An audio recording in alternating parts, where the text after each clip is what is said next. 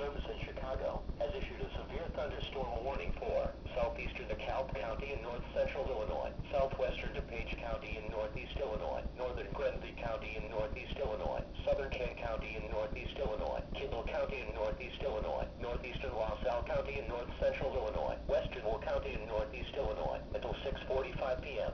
At 5:35 p.m., National Weather Service Doppler radar indicated a line of severe thunderstorms capable of producing destructive winds in excess of 70 miles per hour.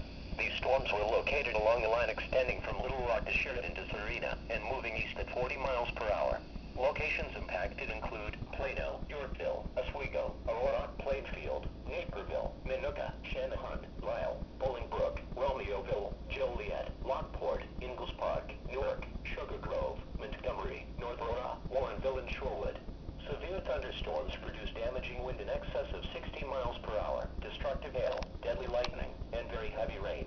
For your protection, move to an interior room on the lowest floor of your home or business. Heavy rains flood roads quickly, so do not drive into areas where water covers the road.